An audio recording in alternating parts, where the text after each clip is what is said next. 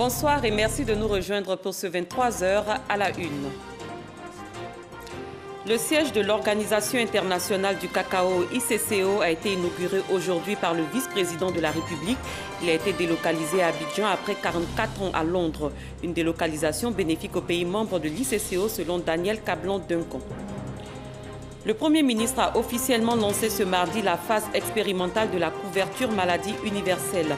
Il a également procédé à l'inauguration du centre de santé de l'université Nangui Abrogwa d'Abobo Adjami. Ce 25 avril marque la journée mondiale de lutte contre le paludisme. La ville d'Adiaké a abrité cette année la célébration officielle. Thème retenu, en finir pour de bon avec le paludisme.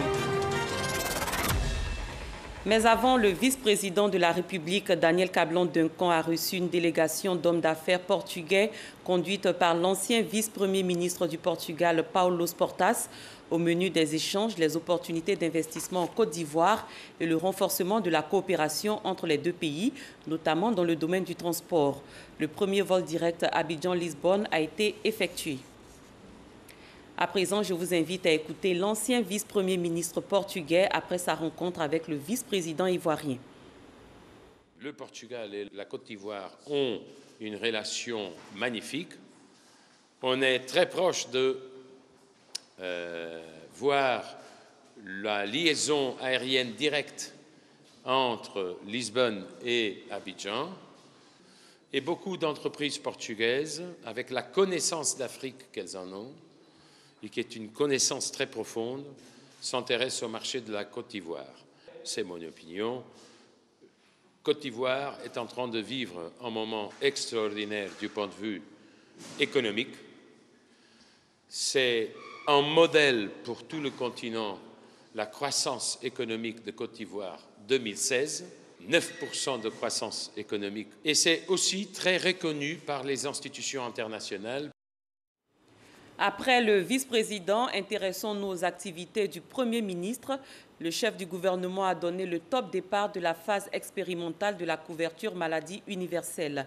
Amadou Gon Coulibaly a également inauguré le centre de santé de l'université Nangui Abrogwa d'Abobo Adjami. Herman Guivé.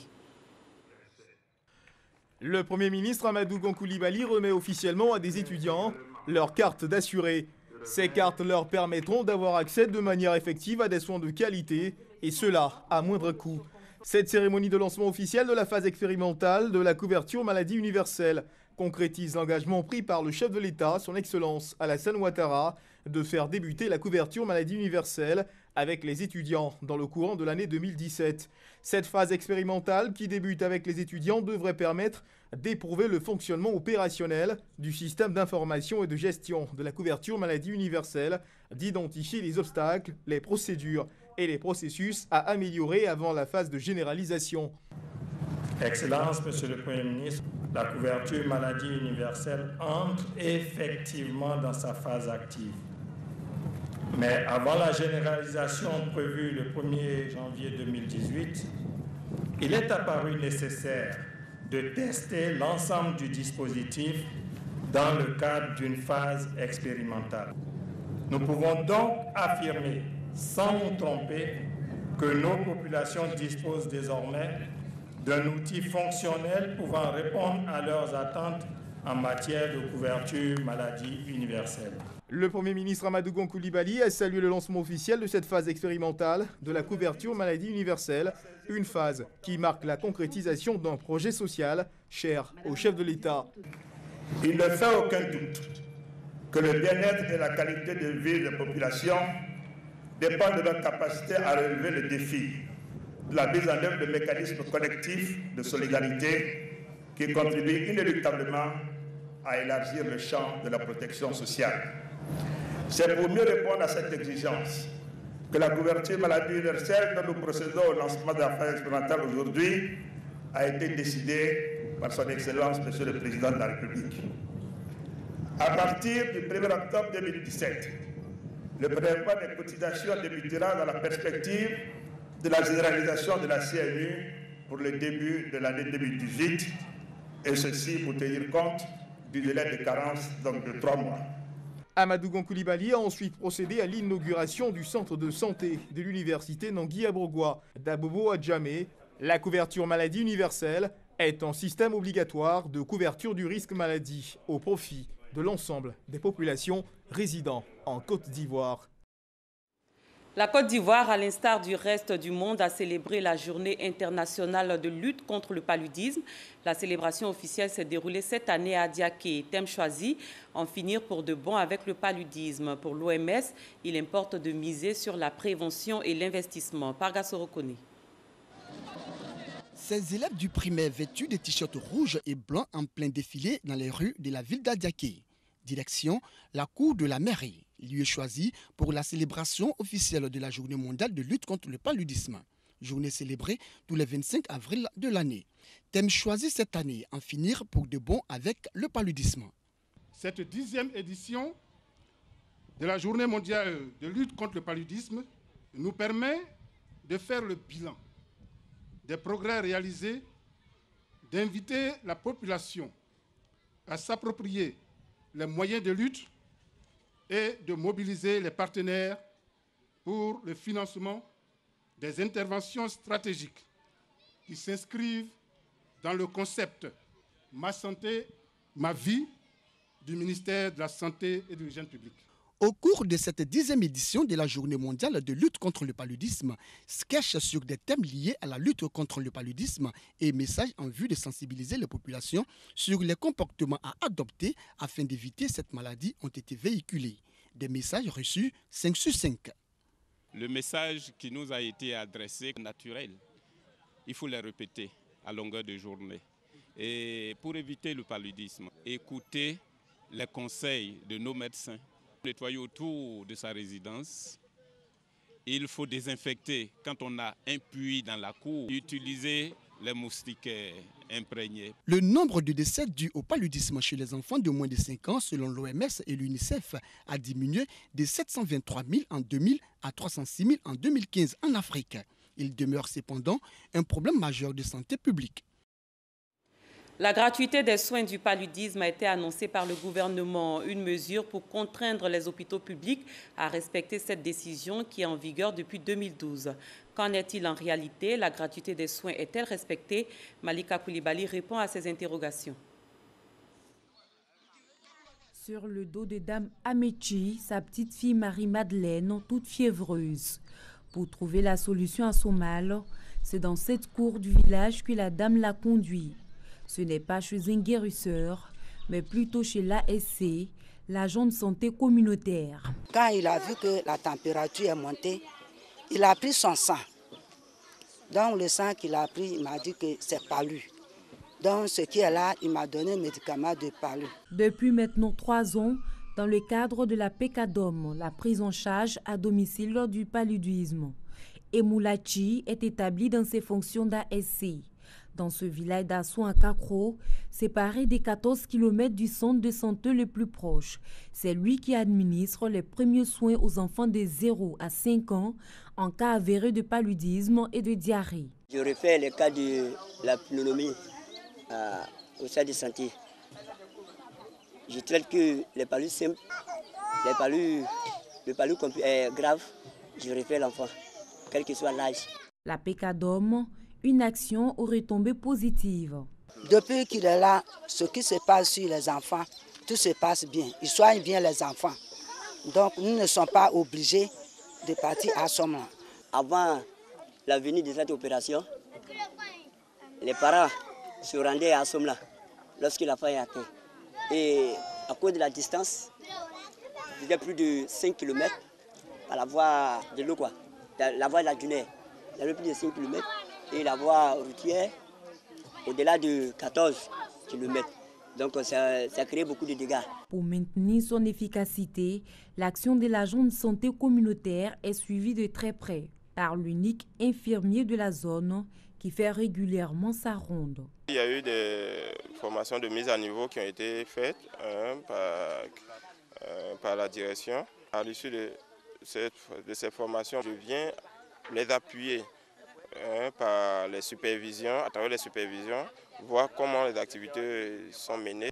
La PECADOM, la prise en charge à domicile du paludisme, est une approche communautaire qui vise les enfants âgés de moins de 5 ans dans les populations situées à plus de 5 km d'un centre de santé.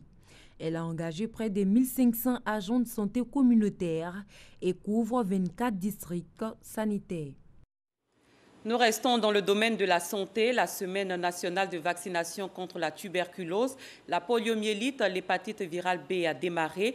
Elle a été lancée hier par le ministre Raymond Goudou Kofi. Cette campagne gratuite prend fin le 30 avril prochain. Elle concerne les femmes enceintes et les enfants âgés de 0 à 11 mois. Kwadio Kwami. Boisfly, place Quinquet. Théâtre du lancement de la Semaine africaine de la vaccination 2017 qui est à mettre au compte de l'année de la vaccination déclarée par le gouvernement. Les autorités locales de la Maraoué ont indiqué qu'il est bon de soigner, mais mieux de prévenir et éviter les séquelles de certaines maladies. Le représentant de l'OMS a invité les populations à comprendre l'importance de la vaccination et rappeler l'engagement des chefs d'État à protéger les enfants contre les maladies évitables à l'origine de nombreux décès. La récente adoption par les chefs d'État africains de la déclaration d'Addis Abeba sur la vaccination, appelée déclaration ministérielle sur l'accès universel de la vaccination, un engagement visant à faire en sorte que chaque personne en Afrique, qui qu'elle soit et d'où qu'elle vienne, tire pleinement les profits des avantages liés à la vaccination. Un cadre d'action qui doit permettre d'éviter des millions de décès d'ici 2020. La vaccination protège tout le monde. Faites-vous vacciner est le thème de cette semaine africaine de vaccination qui se déroule du 24 au 30 avril 2017, facilite l'accès des populations cibles aux services de vaccination et concerne particulièrement les enfants de 0 à 11 mois. Cette volonté politique a donné des résultats satisfaisants depuis 2011. Aucun cas de poliomyélite n'a été diagnostiqué, ce qui vaut à notre pays d'être déclaré pays libre de poliomyélite en 2015. Aucune épidémie de rougeole n'a été enregistrée sur notre territoire. Notre pays a aussi vaincu le tétanos maternel et néonatal. Les leaders d'opinion, le corps préfectoral, les femmes enceintes, les mères, tous sont invités à s'impliquer dans les campagnes de vaccination, actions de haute portée en matière de protection. Avant le lancement de la semaine, les mères qui ont bien suivi le calendrier vaccinal de leurs enfants ont reçu de nombreux présents. Autre chose à présent, après 44 ans à Londres, c'est Abidjan qui abrite désormais le siège de l'ICCO, l'Organisation internationale du cacao. Il a été inauguré aujourd'hui par le vice-président de la République. Selon Daniel Cablon-Duncan, la délocalisation du siège de l'ICCO est bénéfique aux pays membres. Elle va contribuer à la formation et la mise en œuvre de politiques cacaoyères et surtout au renforcement de capacités des opérateurs. Jérôme Kofi Aboulin. Il est là enfin sur les bords de la lagune ébriée, après avoir passé 44 ans dans la capitale britannique. De Londres à Abidjan, le siège de l'ICCO, Organisation internationale du cacao, s'installe officiellement avec son inauguration ce mardi dans la capitale économique de la Côte d'Ivoire, qui devient par la même occasion la capitale mondiale du cacao. Un jour exceptionnel, tant attendu pour la Côte d'Ivoire qui se voit ainsi honorée en tant que premier pays producteur mondial du cacao. Mieux, pour la terre des Burni, c'est une marque de confiance qu'elle inspire à travers le président de la République, Alassane Ouattara, qui ambitionne de la conduire à l'émergence d'ici à l'an 2020. Et comme l'indique le ministre du Commerce, de l'Artisanat et de la Promotion des PME, à l'instar des autres intervenants, témoins privilégiés de cet événement, les différentes étapes franchises pour en arriver là traduisent la ferme volonté du chef de l'État ivoirien de tout mettre en œuvre pour offrir ce siège à l'ICCO. Son Excellence, M. Alassane Ouattara, président de la République de Côte d'Ivoire, en offrant ce siège à la communauté cacaoyère internationale, traduit sa ferme volonté de repositionner la Côte d'Ivoire sur la scène internationale et de faire de notre pays la capitale mondiale du cacao. Et c'est en adéquation avec cette vision que nous accueillons cette institution aujourd'hui avec la présence fort distinguée des représentants de tous les pays consommateurs et producteurs de cacao, membres de l'ICCO. Même son de cloche pour le vice-président Daniel Kablan-Duncan, ajoutant que la présence de l'ICCO à Abidjan répond mieux aux attentes essentielles des producteurs.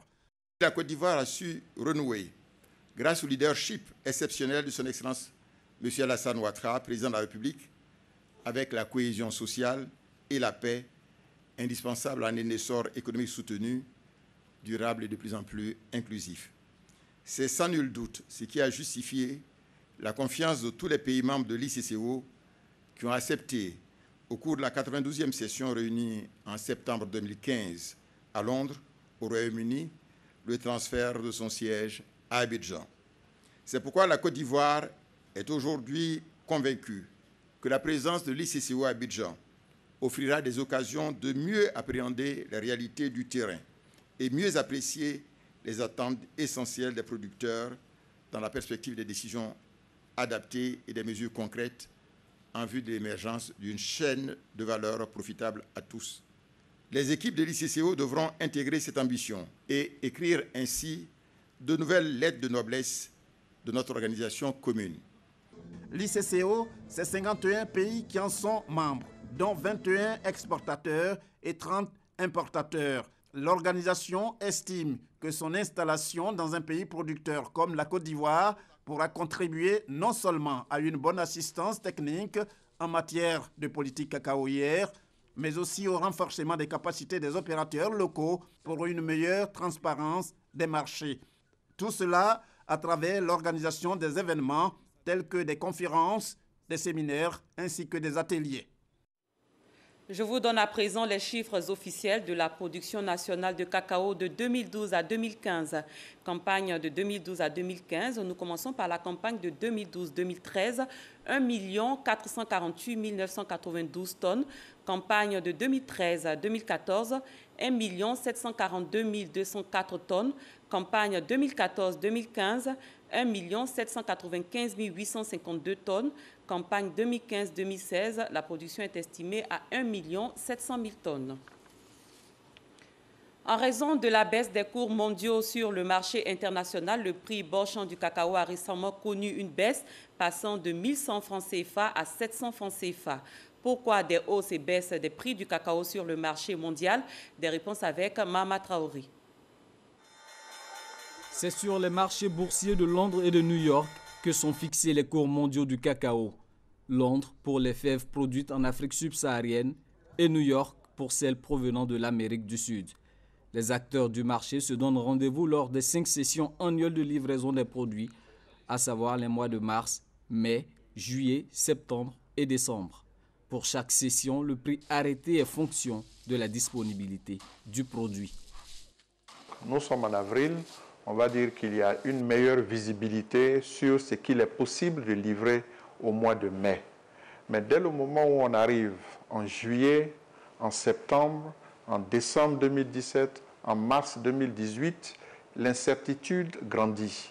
Le risque est donc plus élevé que, étant en avril 2017, nous ne pouvons pas anticiper avec certitude s'il y aura du cacao disponible en mars 2018 et quel volume de cacao il y aura à cette période. Ce sont ces paramètres-là qui rentrent en ligne de compte dans la fixation des cours du cacao. Si les prévisions font état de rupture de la production à une période donnée, les prix flambent. En cas de surproduction, les prix chutent, comme c'est le cas actuellement. Les marchés avaient observé un excès de production de plus de 250 000 de tonnes. Ça, c'est les plus grands surplus de cacao que nous avons recordés depuis le début des rares statistiques sur le marché du cacao. Une fois fixé sur le marché mondial, le prix de commercialisation du cacao peut varier d'un pays à un autre. Vous prenez le Nigeria, le Cameroun, l'Équateur, l'Indonésie par exemple, ils n'ont pas le même système de commercialisation du cacao que la Côte d'Ivoire. Donc dans ces pays-là, on ne peut pas les comparer à la Côte d'Ivoire parce que quand la Côte d'Ivoire a donné son prix, c'est un prix fixe, c'est un prix qui est garanti. Dans les autres pays, il n'y a pas cette garantie. Donc autant il peut le toucher plus aujourd'hui, autant demain ça peut chuter à 2 à 3 fois moins que ce qu'ils ont touché la veille. Donc c'est des politiques qui sont spécifiques au pays. De 3 500 $ il y a 4 ans, la tonne du cacao est actuellement vendue à environ 1 900 $ sur le marché mondial. L'ICCO, Organisation internationale du cacao, précise qu'elle n'a pas vocation à fixer les prix, sauf à fournir aux acteurs les données statistiques sur la production et la consommation de l'or brun à l'échelle mondiale. Sachez que parmi les principaux acteurs de la filière cacao, les producteurs sont au nombre d'environ 1 500 000, les coopératives 2 500, les acheteurs 500 et les exportateurs au nombre de 95. Avant l'inauguration du siège de l'ICCO ici à Abidjan, les principaux pays producteurs qui représentent 95% de l'offre mondiale du cacao ont réfléchi sur la volatilité des cours et leurs impacts sur les économies des pays producteurs. Ils ont consacré la journée d'hier à analyser les causes de la chute des cours. Ces producteurs souhaitent être informés sur les stocks mondiaux de cacao. Sita Soro. Le cacao, on le connaît comme produit majeur soutenant l'exportation ivoirienne, la Côte d'Ivoire en étant le premier producteur mondial. On le connaît également pour la saveur de son produit dérivé qu'est le chocolat. Au-delà de tous ces aspects, le cacao contient bien de vertus. Il est utilisé sous différentes formes pour en ressortir ses bienfaits. La première des choses, c'est le chocolat. Il y a la poudre de chocolat et on utilise aussi les cabosses pour produire d'autres produits. Par exemple, on peut faire de l'alcool avec, on peut produire du charbon avec. La découverte des vertus du cacao remonte à l'an 600 avec les Aztèques, peuple de l'Amérique centrale. Alors les Aztèques ont tiré profit du cacao en produisant des boissons à base des fèves de cacao qu'ils ont nommées chocoat. Alors le chocoat, c'est une boisson produite à partir de chocolat, une boisson naturelle, et en même temps ils l'utilisaient aussi en ajoutant certains éléments tels que du poivre et du piment pour leur donner un peu de force. Depuis cette époque, les découvertes s'enchaînent. Le cacao est présenté comme l'un des aliments les plus riches en flavonoïdes, substances naturelles qui lui confèrent une grande capacité d'antioxydants. Il y a des flavonoïdes dedans qui ont pour rôle de nous aider à avoir un cœur bien sain, un esprit sain, c'est-à-dire avoir une belle mémoire. Le cacao a pour rôle de faire circuler correctement le sang au niveau de tout l'organisme, c'est-à-dire ça nettoie les veines. Tout ce qui est maladie cardiovasculaire, le cacao a un effet positif. Les fèves de cacao contiennent du fer et du magnésium, des vitamines A1, B1, C, D, E, bénéfiques notamment à la vision, la formation osseuse, l'équilibre nerveux et la fertilité. Alors là, nous avons des pastilles de cacao, une fatigue passagère, une fatigue, une lourdeur, vous le prenez. Vous retrouvez l'embonpoint. Vous manquez d'appétit, vous le prenez, vous retrouvez l'appétit. Excellent aphrodisiaque. Le beurre de cacao entretient la peau, les cheveux et les ongles. Le beurre de cacao, c'est une matière grasse exceptionnelle. Elle ne couvre pas les rides. On n'en couvre pas très souvent. Il entretient votre physique, votre peau, vos cheveux. Il vous rend assez séduisant. Qui connaît toutes les vertus du cacao voudrait l'avoir constamment dans son alimentation. Avec plus de 200 composants bénéfiques pour la santé, d'où l'appellation nourriture des dieux. Des spécialistes aussi donnent des conseils. Pour des fins médicinales, on peut utiliser le cacao cru, par exemple en gélule, en raison de 2 gélules, au petit déjeuner et au déjeuner. On peut aussi infuser le contenu de 4 fèves de cacao cru dans 30 centilitres d'eau bouillante durant 10 minutes et le boire. En forme torréfiée, consommez chaque jour 2 ou 3 carrés de chocolat noir pour garder la forme. Hors de la Côte d'Ivoire en France, la cérémonie d'hommage national aux policiers tués jeudi dans une attaque sur les Champs-Élysées a eu lieu aujourd'hui. Elle était présidée par le président François Hollande en présence d'Emmanuel Macron et de Marine Le Pen. Le président français a salué le dévouement de Xavier Jugelé et celui des forces de l'ordre. En Espagne, la police catalane a mené ce mardi une opération antiterroriste d'envergure dans la région de Barcelone avec au total 9 arrestations et 12 perquisitions. 350 policiers ont été mobilisés, 4 personnes ont été arrêtées en lien avec les attentats à l'aéroport dans le métro de Bruxelles qui avaient fait 32 morts le 22 mars 2016. Certaines d'entre elles seraient arrivées en Belgique le 16 mars 2016 et reparties peu après les attentats du 22 mars. Retour ici en Côte d'Ivoire, c'est reparti pour le Festival des musiques urbaines d'Anoumambo. Le 10e FEMUA a démarré hier dans le 10 village, dans la commune de Makori. Au programme de ce FEMUA 10, plusieurs activités, notamment des concerts, mais également des actions sociales. Il est prévu la pose de première pierre d'une école et d'un hôpital à Anoumambo. Décédé le 24 avril 2016 lors du 9e Festival des musiques urbaines d'Anoumambo, Papa Wemba a été immortalisé dans ce village. La cérémonie d'hommage a eu lieu hier. Pour les ministres de la Culture de la Côte d'Ivoire et de la République démocratique du Congo, Papa Wemba reste une légende de la musique africaine. Issaïou. Quand vous voulez. Une place Papa Wemba existe désormais à Anoumambo, dans la commune de Makori.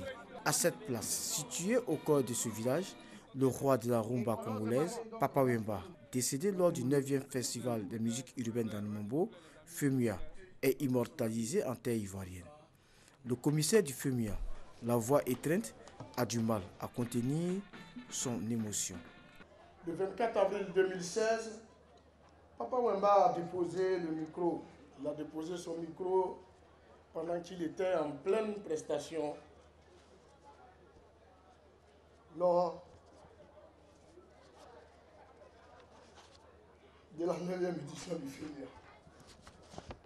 En 40 ans de carrière, Papa Wemba a offert à l'Afrique et au monde entier plus d'une vingtaine d'œuvres, des opus qui feront longtemps parler de lui. À 66 ans de vie, Papa Wemba aura laissé derrière lui une carrière artistique bien remplie. Son grand mérite, c'est d'avoir largement contribué à faire connaître la rumba congolaise à l'international. Aussi longtemps que la bonne musique guidera la vie des mélomanes et rythmera la cadence de notre société, Papa Wemba restera toujours en vie. La famille de l'illustre disparu, venu en grand nombre de la République démocratique du Congo, RDC, salue l'hommage rendu à l'artiste au cours de ce FEMUA 10. Je suis très fière de mon papa, une fois de plus, fière d'être sa fille, fière de tout ce qu'il a accompli, voir que le monde entier parle de lui et aussi aujourd'hui ici à Abidjan, on parle de mon père et aujourd'hui on peut retrouver à Anoumambo la place Papa Wemba. Pour moi c'est quelque chose de merveilleux. Les sapeurs de la capitale économique, à travers une parade, ont rendu à leur manière un hommage à Papa Wemba qui aimait la sape. Un concert de son orchestre Viva la Musica a permis à la population de s'égayer dans la soirée. C'est la fin de cette édition. Merci de l'avoir suivi. Très bonne soirée sur RTI 1. À demain.